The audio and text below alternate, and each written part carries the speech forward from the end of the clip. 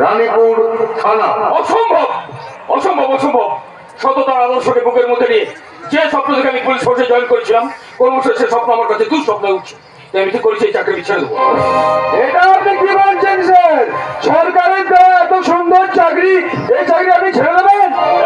এই চাকরি আমি ছেড়ে দেবো। কিন্তু কেন স্যার?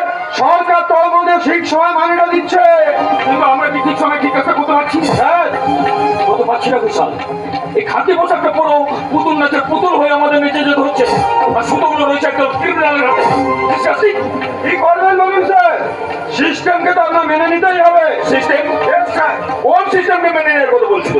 একদম ক্রিমিনাল অন্যভাবে পুকুর ভরাট করে অট্টালিকা তৈরি করবে, এটা সিস্টেম? থেকে অন্যায়ভাবে বাড়ি চুরি করে পাচার করবে, এটা সিস্টেম? আচ্ছা আচ্ছা, মেয়েদের লোক দেখিয়ে দেশের বিভিন্ন প্রতিভাবলিত চালান করতে হবে, আর তারা হয়ে যাবে কলঙ্কিনী, এটা সিস্টেম? কিন্তু স্যার, এসব আপনি বন্ধ করবেন কি করে? তোমাদের মতন কিছু পুলিশ অফিসার যেদিন ভিখারির মতন হাত পেতে ঘুষ খাওয়াটা বন্ধ করবে, সেদিন ক্রিমিনালরা ক্রাইম করা বন্ধ করে দেবে। স্যার, আমি রানীপুর থানায় বদলে নিয়ে এসেছি মাত্র 2 মাস, আর এই 2 মাসের মধ্যে 3-3টে মেয়ে নিখোঁজ হয়ে গেল। মেয়েগুলোর বাড়ির লোক এসে থানায় গাড়িও করলো, অথচ আমরা এখনো তার কোনো কিনারাই করতে পারলাম না। তাহলে ন্যায় নীতির এই পোশাকটা পরার লাভটা কি? আমি বলছিলাম কি স্যার, আপনি বিধায় নিজের মতো দোষারোপ করছেন। আসলে আসলে এই শান্ত রানীপুরকে অশান্ত করে তুলেছে ওই উত্তরপাড়া। ঠিক বুঝলাম না। বুঝে না বললে আপনি তো আবার বুঝতেই পারবেন না। তাহলে বুঝিয়ে বলো। এই রানীপুরের উত্তরের শেষ প্রান্তে ওই জায়গাটার পোশাকের নাম উত্তরপাড়া।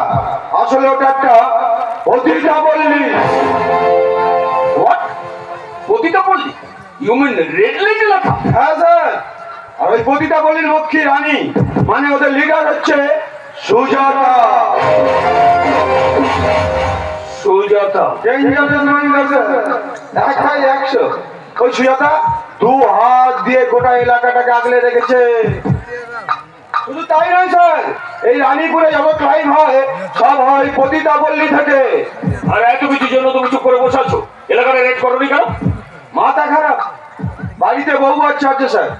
আতা জলে সুজাতা কেউ চেনেন না, সবসময় হাটে একটা কাটারি নিয়ে ঘুরে বেড়ায়। ও মেয়ে নয় স্যার, ও একটা গুন্ডা। পুলিশের পোশাক পরে এই ধরনের কথা বলতে তোমার লজ্জা করছে না?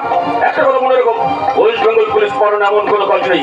এনিওয়ে, তুমি রামলালকে গাড়িটা বার করতে বলো, আমি আজ এক্ষুনি এলাকাটা রেড করবো।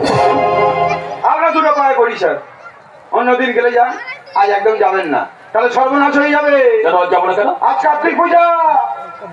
ওই পতিতা পল্লীর মেয়েরা খুব ধুমধাম করে কার্তিক পূজা আয়োজন করে, নাচ গান হয়, বাজি পড়ে। এক কথায় বলতে পারেন এটাই হচ্ছে ওদের উৎসব। আর এতক্ষণে মনে হয় এই রানীপুরের উত্তরে ওই পতিতা পল্লীতে সে উৎসব শুরু হয়ে গেছে।